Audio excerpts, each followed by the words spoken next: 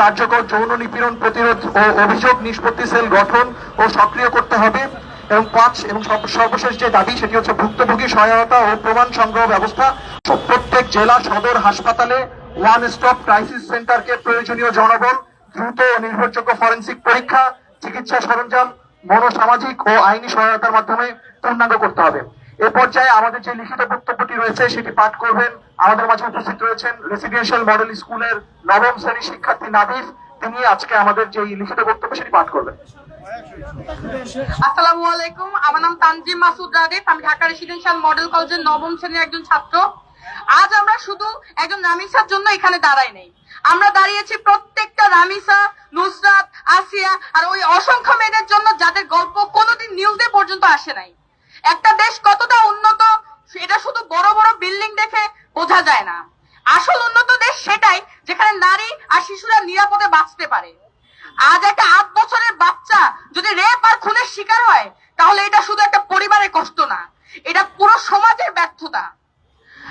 আমরা বিচার চাই, শুধু কয়েকদিনের আলোচনা না, শুধু সোশ্যাল মিডিয়াতে পোস্ট না।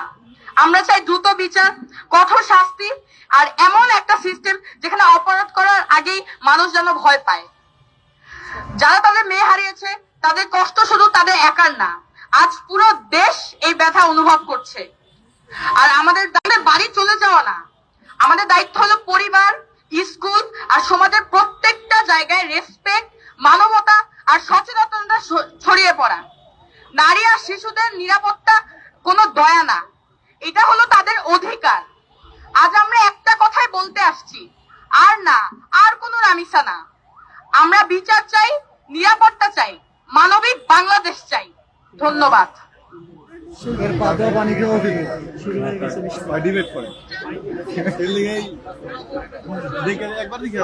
আমাদের এই নাগরিক এই সমাবেশে এখানে আমাদের যে ক্যাম্পেইন আমরা শুরু করতে চাচ্ছি সেই বিষয়ে বক্তব্য রাখবেন এবং আমাদের সাথে সংগতি জানিয়ে বক্তব্য রাখবেন ব্যারিস্টার প্রিয়া হাসান চৌধুরী।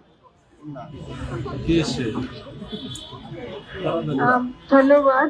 প্রথমেই বলতে চাই যে আমাদের ন্যায় বিচার অফকোর্স ইনশোর করতে হবে, কিন্তু ন্যায় বিচারের জন্য আই থিঙ্ক যে ডিউ প্রসেস, হ্যাঁ, সেগুলো আমাদের মানা দরকার। কারণ হলো যে সুষ্ঠু বিচার হয়েছে নাকি সেটা কিন্তু প্রশ্নবিদ্ধ হয়ে যাবে আমরা যদি ইমোশনস এসে বলি যে না ডিফেন্স থাকতে পারবে না ইত্যাদি।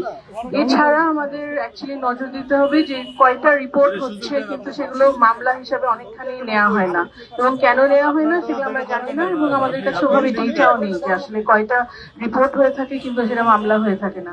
এছাড়া যে ইনভেস্টিগেশন চলতেই থাকে কিন্তু সেখানে কোথায় বাধা থাকে, যে কেন ইনভেস্টিগেশন শেষ হতে পারে না, সেগুলোর প্রতি আসলে আমাদের নজর দেওয়া দরকার। এবং সেগুলোর জন্য কোন রকম যদি পদ্ধতি থাকে সেগুলোকে আমাদের দেখা দরকার যে কি করা যেতে পারে সেখানে। এবং যেটা আমি বললাম আরেকবারও যে আমাদের কাছে আসলে ইনফরমেশনেরও অনেক ঘাটতি আছে, যে যেটা মানে কেন মামলা নেয় না বা নিলেও সেটা কেন চলতেই থাকে। কিন্তু আবার সেই ইমোশনে এসে আমরা আবার যদি না বলি যে আমাদের 10-15 দিনের মধ্যে ইনভেস্টিগেশন শেষ করে দিতে হবে প্রতিটা ধর্ষণের মামলাতেই, কারণ সেটা প্রতিটা মামলা একই রকম হবে না। কোয়ালিটি মেনটেন করে ইনভেস্টিগেশন না করতে পারি একটা সময়ের মধ্যে, তখন কিন্তু পুরো বিচার প্রক্রিয়াটাই প্রশ্নবিদ্ধ হয়ে যায় এবং আমরা সেটা চাই না। অবশ্যই আমরা ন্যায় বিচার হোক চাই, এবং সেটার জন্য আমাদের again আমি একটু রিপিট করবো যে ডিউ প্রসেস মানা দরকার। ধন্যবাদ।